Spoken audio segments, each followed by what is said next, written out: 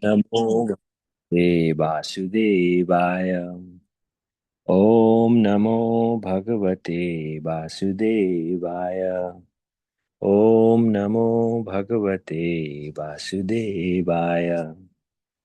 Narayanam Namaskritya Naram Chaiva Narottamam Devim Saraswatim Vyasam Tato Jayamudirayet Nashtaprayesu Abhadreshu Nityam Bhagavata Sevaya Bhagavate Uttama Sloke Bhaktir Bhavati Nastiki. जय श्री कृष्ण चैतन्य प्रभु नित्यानंद श्री अद्वैत गदाधर श्रीवास आदि गौर भक्त वृंद हरे Krishna Krishna Krishna Hare Hare Hare Ram Ram Ram Hare Hare. Happy Ram Navami to all devotees. Today we're reading from Canto 10, chapter 28. Krishna rescues Nanda Maharaj from the abode of Varuna. From text 1 through 17.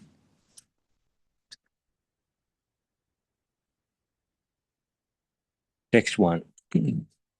Sri Badarani said, having worshipped Lord Janardana and fasted on the Ekadasi day, Nanda Maharaj entered the water of Kalindi on the Dwadasi to take his oath. Text 2. Because Nanda Maharaj entered the water in the dark of night, disregarding that the time was inauspicious, a demoniac servant of Varuna seized him and brought him to his master. Text 3. O king, not seeing Nanda Maharaj, the cowherd men loudly cried out, O Krishna, O Rama.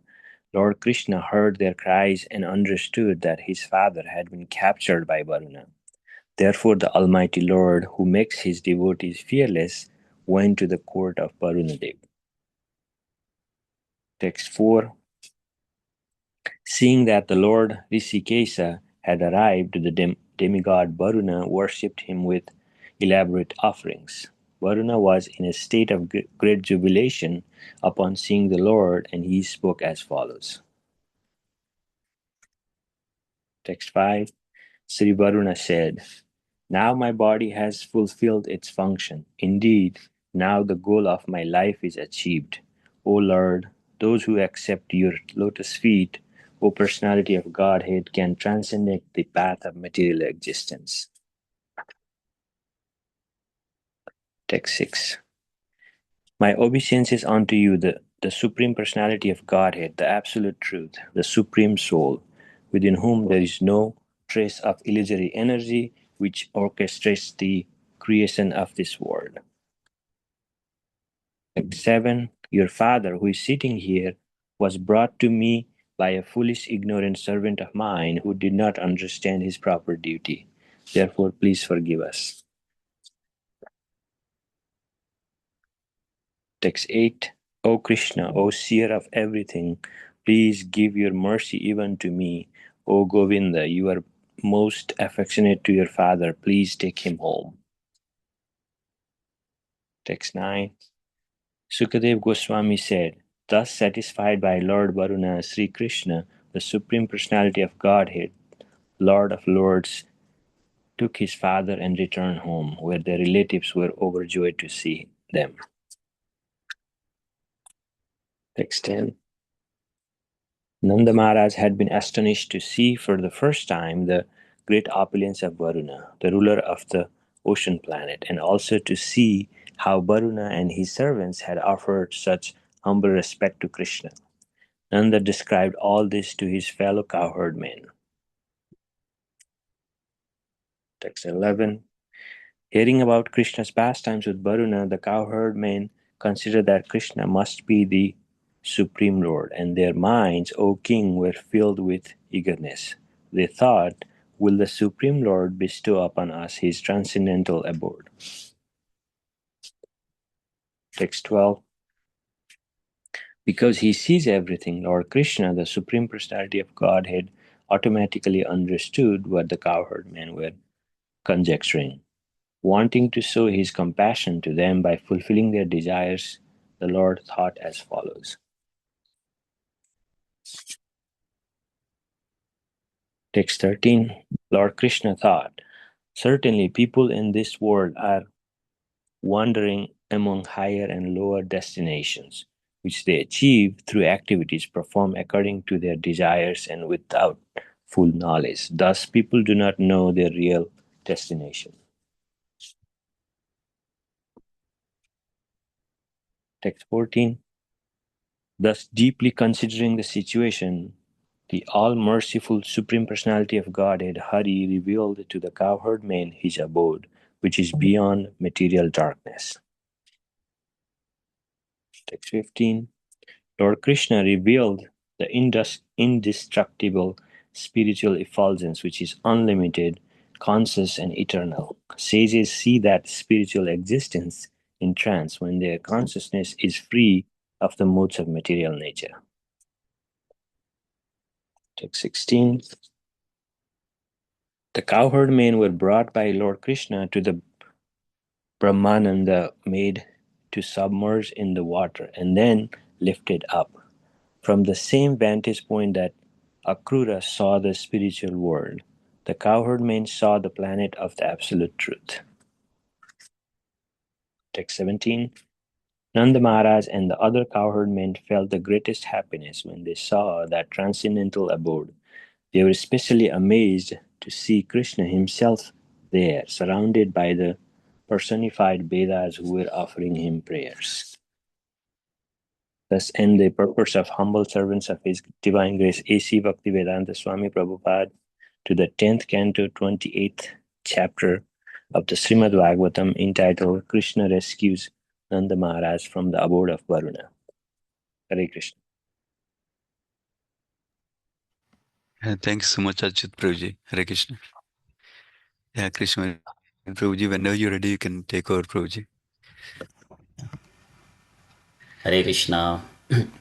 Thank you, Sundarananda Prabhu, for giving this opportunity to share a few points from Srila Prabhupada's humble disciples' purports. And thank you all for joining today's Bhagavatam session. And thank you, Achyut Prabhu, for reading today's Bhagavatam session, Sloka's translation. So we'll start with prayers. ॐ अज्ञानतिमिरान्धस्य ज्ञानाञ्जनशलाकया चक्षुरुन्मिलितं येन तस्मै श्रीगुरवे नमः. नमो विष्णुपादाय कृष्णप्रेष्ठाय भूतले श्रीमते भक्तिवेदान्तस्वामिनिति नामने. नमस्ते सारस्वतीदेवे गौरवाणि प्रचारिणे निर्विशेषशून्यवादि पाश्चात्यदेशतारिणि. जय श्रीकृष्ण चैतन्य प्रभु Nityanand Shri Advaita Gadadhar श्रीवासादि गौरभक्तवृंद.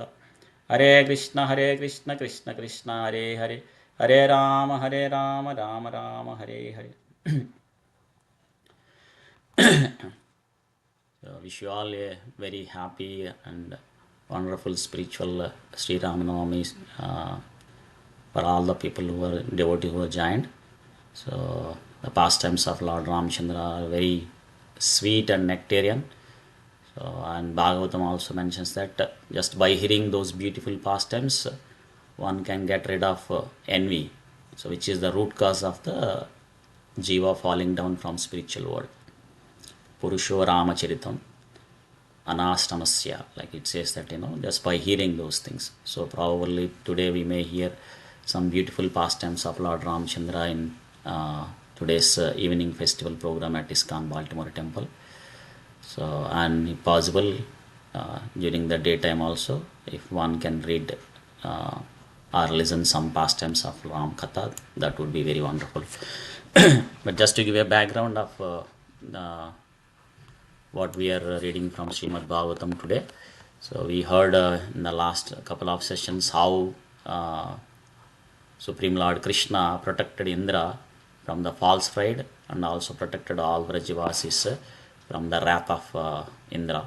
And then we heard how Mother Surabhi and Indra they both performed a bathing ceremony for the Supreme Lord for his pleasure.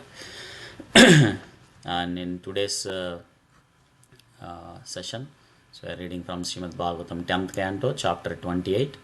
Krishna rescues Nanda Maharaj from the abode of Varuna.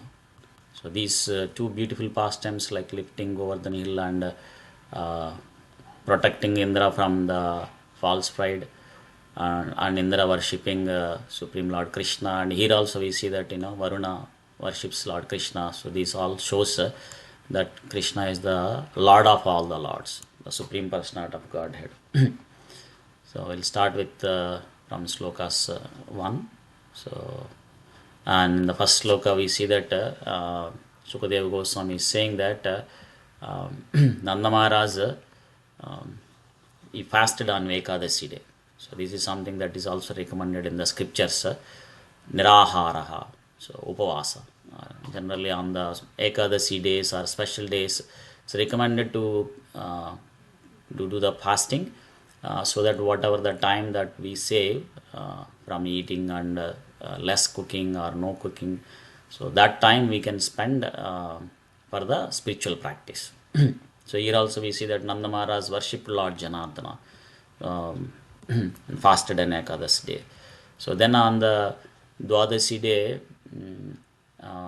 before entering into the Dwadasi day, so he entered into the water of the Kalandi to take his bath. So, and it is also mentioned that this simple act of fasting on Ekadasi days or special days like Janmashtami or Sri Ram Navami, today also Sri Ram Navami. So we perform this simple austerity for the pleasure of the Supreme Lord. So Krishna will be very pleased and we can progress in the path of bhakti. So he is more pleased when somebody performs for his pleasure or to progress in the path of bhakti, more than one performs severe austerities for the sake of some material benefit. Like Hiranyakashipu performed a great austerity to get some material benefit.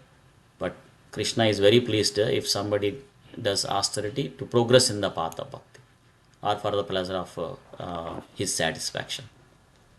So here also Nanda Maharaj performed fasting on Ekadasi day, then he entered into the water on the Kalandi to take a bath, Yamuna river, and he entered water in the dark of the night, disregarding that the time was inauspicious. And then we see that a demonic servant of Varuna seized him and brought him to his master.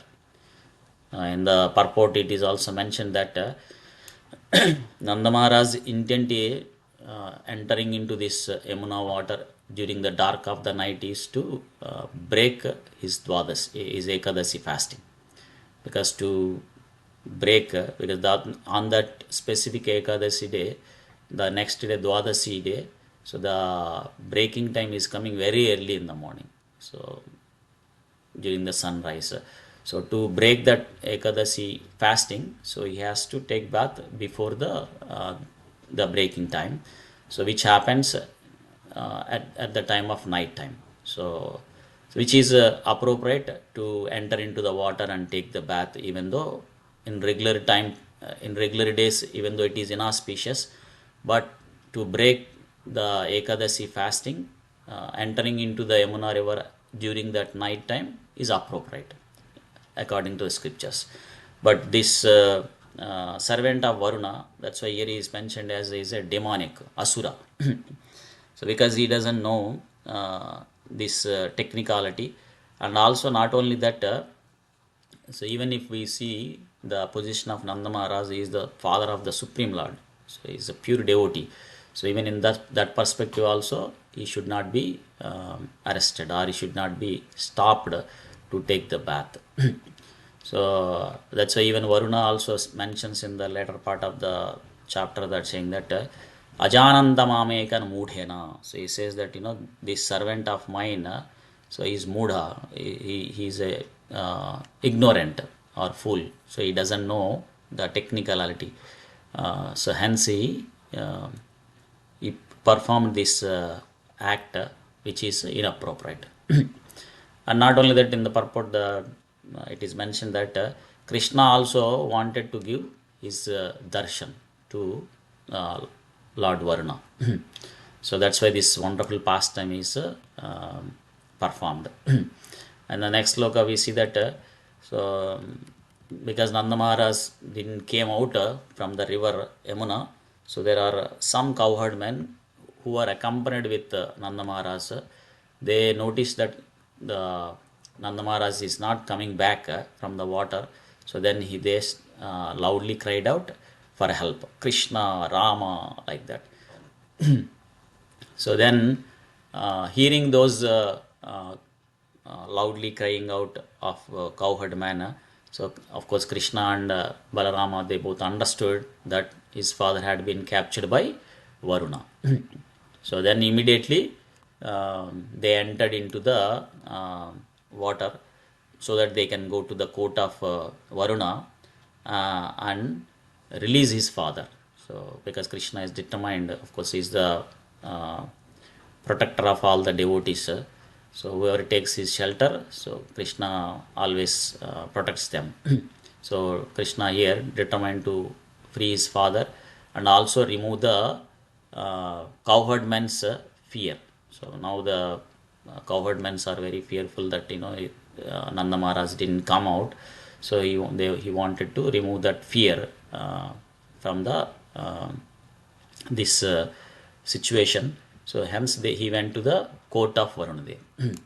So then in the next sloka, we see that as soon as Krishna arrived Varuna's abode, so seeing that the Lord Hrishikesha, so Krishna's another name is the Hrishikesha. So that's why in the scriptures it's mentioned that so if we engage all our Hrishikeshas, all our senses for the pleasure of the Supreme Lord Krishna's senses, then our life will be successful.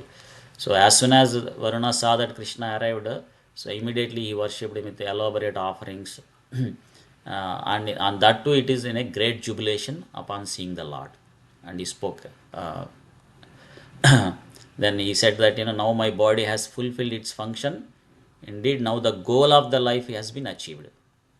So this is the scripture says that the goal of the life is to go back home, back to Godhead, or to develop the Krishna prema, or to achieve the darshan of the Supreme Lord. So here Varuna is also in very ecstatic mood, and with great jubilation he is saying to Krishna that his now my body has fulfillment its function. Because generally when one takes birth in this material world, having this gross body and subtle body, so the material body, so one has to go through so many troubles and challenges. Janma mrityu jara vyadi dukkha doshanu darshanam. So many problems. When one goes through all those problems but attains the success, so then he will feel that whatever the problems that are the challenges that he went through are justified. So here also Varuna is saying that whatever the material body that he got and went through all the problems, so now it is justified because he got the darshan of the Supreme Lord. So that's the consciousness of the devotees. Like when a devotee sees Krishna or having darshan of the pure devotees or progress in the path of bhakti, so they feel very ecstatic and they feel that their life is successful. And even the scripture says that dardha, the goal of the human life is to go back home, back to Godhead, to develop Krishna prema. So here also Varuna felt that so his life or his goal has been achieved. Even Dhruva Maharaj also we see in his in past times that when he performed a great austerity for the sake of getting some material benefit, but when he saw the Supreme Lord, so that darshan, so he completely satisfied. So then when Supreme Lord asks for any benediction, he says that Swamin Krutardo Asmi Varam Na Ayache. He says that I am fully satisfied, so I don't need any other benedictions like that. And here Varuna is saying that whoever accepts your lotus feet, so they can transcend the path of material existence. So here Varuna says that Lord Krishna's form is the completely spiritual, transcendental. So whoever accepts the lotus feet, they can go beyond the boundaries of the material existence. Bhagavatam also we see that, right? Samasritaya pada pallava plavam. Pada. So when we take the boat of the lotus feet of the Supreme Lord, then we can go back home, back to Godhead. Padam padam yatve padam natesham. So we can go back home, back to Godhead. So where there are no material miseries. Because in this material world, every step there is a danger. But once we go back to home, back to Godhead, to the spiritual world, then we can escape all those challenges and problems and situate in complete blissfulness. So in the next sloka, Varuna is saying that my obeisances unto you is the absolute truth, supreme soul, and there is no trace of illusion energy which orchestrates the creation of this world. And in this sloka, there is a word called Shruyate. Shruyate means the Vedic literature, Shruti. So the Vedic literatures, they contains the authorized statements, whether it is given by the Supreme Lord or his pure devotees, representatives. So if we see that in the Vedic literatures, so whether the statements of the Supreme Lord or his devotees, so we will not see that in the absolute truth or in the Supreme Person of Godhead. So there is a trace of illusion energy. We don't see that. So which means that there is no trace of illusion energy in Supreme Lord. So that is one defect of the Baddha Jiva, conditioned living entity in this material world, that one is in illusion. So that's one of the mistake or fault. So that's why whatever the theories that one comes up in this material world by the conditioned living entities, unless they are not in align with the scriptures, then they are not perfect, appropriate. So here Varunadeva is saying that your father is sitting here and he was brought by a foolish, ignorant servant of mine. So he did not know his proper duty. Therefore, please forgive us. So as a master, when the servant makes his mistake, so on behalf of the servant, so the master also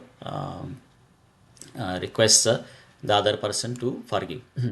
So here Varuna is also mentioning that is a ignorant servant because he doesn't know that technicality. Even though Nanda Maharaj entering into the water at that during the night time is appropriate because to break the Ekadasi fast, so it has to be done. So that's why it is appropriate. But here he doesn't know that. And on top of that, Nanda Maharaj is the, as I mentioned, he is the father of the Supreme Lord, pure devotee. So he cannot be arrested like that. And then not only Varuna is asking to forgive his servant, he is also asking to bestow Krishna's mercy to him. So because he is a seer of everything. And also he is saying that because you are most affectionate to your father, please take him home. So this should be the mood of a devotee. We should always, as a practicing devotee, we should pray for Krishna's mercy, and not only Krishna's mercy, devotee's mercy also, for the purpose of progressing in the path of bhakti, or to serve the devotees. And then in the next sloka, Sukadeva Goswami is saying that because of these wonderful prayers of Varuna, Supreme Lord Krishna is satisfied. So this should be our goal also. So we should satisfy Krishna with our activities. And then the Supreme Lord, the Lord of the Lord, he took his father and returned home, where their relatives were overjoyed to see them like that. And here in the purport it is mentioned that Krishna here with this pastime is demonstrating that his position as the Supreme Lord, Sarvaloka Maheshwaram, or the Lord of all the Lords. Even in the last pastime also, we saw that how Indra and Mother Surabhi worshipped Supreme Lord Krishna. So it shows that he is the Lord of all the demigods. Not only Varuna worshipped the Supreme Lord, he also gave great respect even to his father Nanda Maharaj also. And then in the 10th sloka, so Nanda Maharaj, we see that he was astonished, vismitaha. So just by seeing two things, like one here, he was seeing the first time the great opulence of Varuna, so who is the ruler of the ocean planet. And not only that, he saw how Varuna and his servants offering such humble respects to Krishna, how they worshipped Supreme Lord Krishna. And not only that, actually they also gave great respect to Nanda Maharaj, because Nanda Maharaj is the father of the Supreme Lord. So then Nanda Maharaj, after came out from Varuna's abode back to the Vrindavan, So he described all these events to his fellow cowherdmen.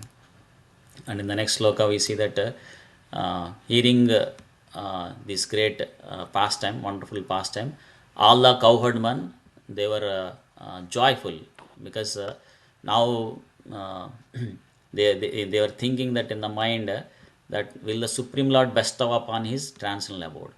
Because until now, due to the great affection to the Supreme Lord Krishna, or being all these cowherd men are residents of Raja in Vatsalya Rasa or Sakya Rasa or Madhurya Rasa, due to that they did not think about Krishna as the Supreme Lord. But now, seeing this great pastime, so this thought came into their mind, that Krishna is the Supreme Lord, and they were very happy, because now they realized that they are dealing with the Supreme Lord. And they were very happy, because they thought their position, because they are in association with the Supreme Lord, so they felt it is a very auspicious.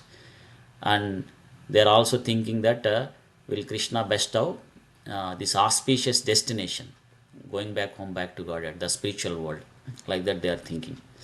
And then, of course, Supreme Lord Krishna, who is situated in everyone's heart as the super soul, Paramatma, so he understands everything. So then he wanted to show his compassion to them by fulfilling their desire.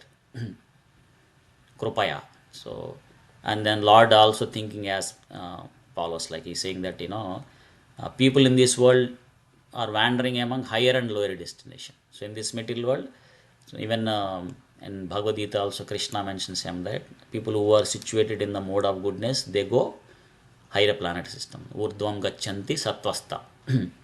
People who are situated in the mode of passion, then madhya tistanti rajasa. So they stay in these earthly planets. But who are fall down into the mode of ignorance, then they will go into the hellish worlds, or they will take in the lower species. But whichever body they takes, or whichever the planet they go, Punaravartino Arjuna, Abrahma Bhuvana Loka, Punaravartino Arjuna. So they have to go through the cycle of birth and death. So, but Krishna says that Mam upetya tu kaunteya punarjanmana vidyate. But whoever goes back home, back to Godhead, they will not take birth again. Takta deham punarjanmana iti mameti so Arjuna. But as long as one is in this material world, then they will go through the miseries, dukkhalayam, and also it is very temporary.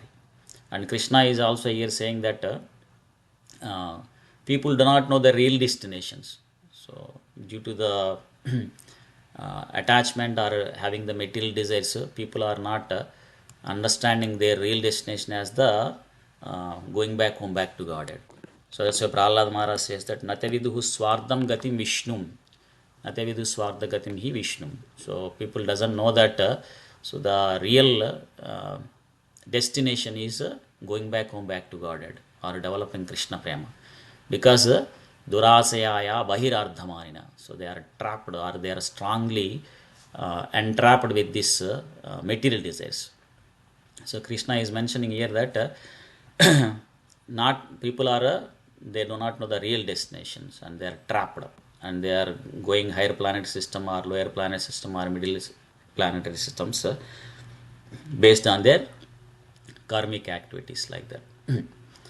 And in the next sloka, so thinking like this, so Krishna, who is very merciful, so he wanted to show his transcendental abode, so which is beyond the material darkness.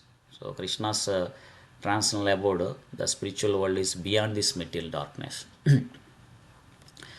And in the next sloka, and Krishna is here revealing the indestructible spiritual effulgence, which is unlimited, conscious, and eternal.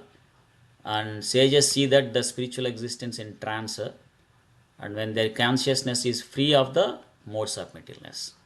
So Krishna revealed here to these residents of Vrindavan, first his Brahma Jyoti, so indestructible spiritual effulgence, because the spiritual world is above the Brahma Jyoti. So once he revealed the Brahma Jyoti, and then So he took them to higher destinations where one can see the spiritual abode. So in the next sloka we see that so Lord Krishna he brought to the Brahmahruda. So this is the river where even Akrura also saw the transcendental abode of the Supreme Lord by entering into this river. So then he made all of them to submerge in the water. Then he lifted up. So Uddharata. So initially he showed the Brahmajyoti effulgence, Lord Brahma, Supreme Lord's effulgence. Then he lifted up. So Uddharata. So he gave the higher understanding. Higher understanding is to show the Supreme Lord's own abode. So here it's also mentioned here that same vantage point where the Akruras also saw the spiritual world. So similarly, cowherd men also saw the planet of the absolute truth. So they saw the Vrindavana, spiritual world of Vrindavana. So which is same as the earthly planet that they are there at that time. Of course, Akrura pastime comes in the later part, but since these pastimes were happened in Dwapara Yuga, and Sukadeva Goswami is narrating these pastimes later to Parikshit Maharaj, so these pastimes are already happened. So that's why here, even though this pastime comes later of the canto, but here he's giving this analogy or comparison, saying that Akrura saw the spiritual planet from this place. Same place, these cowherd men also saw the spiritual planet, the real Vrindavana or the spiritual Vrindavana. And the last sloka for today, and Nanda Maharaj and all the cowherdmen, they felt very great happiness when they saw the transcendental abode. They were especially amazed to see Krishna himself there. So when they saw the spiritual world, the abode of the Vrindavan in the spiritual world, so they saw Krishna himself, and they also said themselves, and then they saw the surrounded by the personified Vedas who were offering him prayers. So by seeing all these things, so they were very happy. And in the purport, quoting Srila Bhaktisiddhanta Saraswati Thakur commentary, saying that so Krishna not only showed the cowherdman a sample of Vaikuntha planet, but he specifically revealed his Krishna Loka, so the eternal abode, the greatest of the eternal abode, and it is the natural home of the residents of Vrindavana. So who loved Krishna so more than anyone, anything else like that. So in that way, the cowherdmen saw their desires were fulfilled, and also in this chapter we heard how Krishna rescued Nanda Maharaj from the Varuna's abode. So I'll pause it here.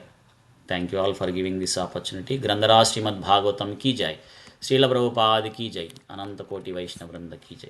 Thank you all. Hare Krishna. Thank you very much, Prabhuji. Hare Krishna. Hare Krishna, Prabhuji. Thank you. Thank you so much, Prabhu. Hare Krishna. Thank you, Prabhu. Hare Krishna. Hare Krishna, Prabhu. Yeah, thank you so much, Krishna and Prabhuji. Hare Krishna. Hare Krishna.